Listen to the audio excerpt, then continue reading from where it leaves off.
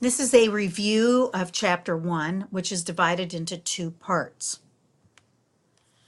The premise of the authors is that the criminal justice system is really designed to fail. And they begin by reviewing past crime policy through different presidents.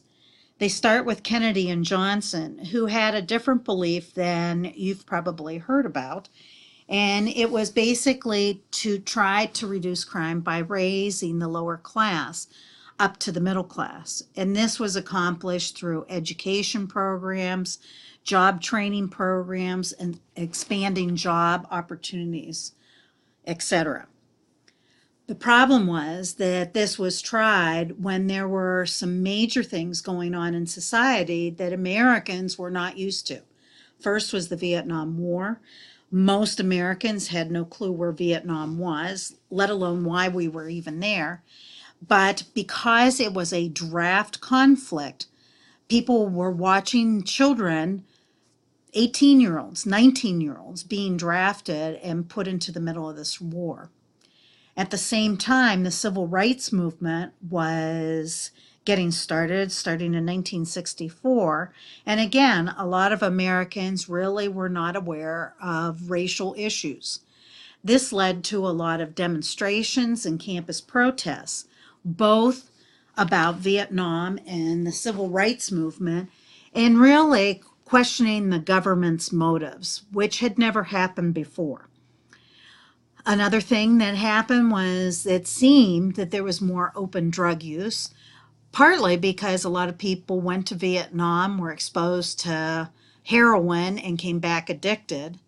But also psychedelic drugs became popular on college campuses.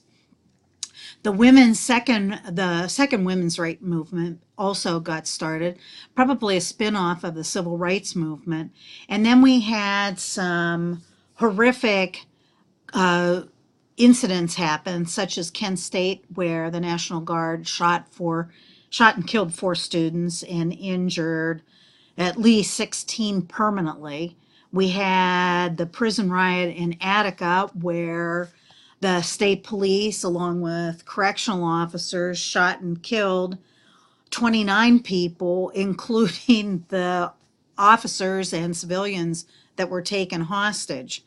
So these were brought to the forefront because now media, at least television media, was really present in the majority of homes. So, starting with Nixon, it seemed right to be tough on crime, at least for political gains. Now, when we started with this tough on crime, money was no object because the safety and security of people outweighed the cost. And so, over the next decade, which would be the 70s and 80s, many changes occurred. Sentences got longer, the crimes code expanded to include drugs and alcohol.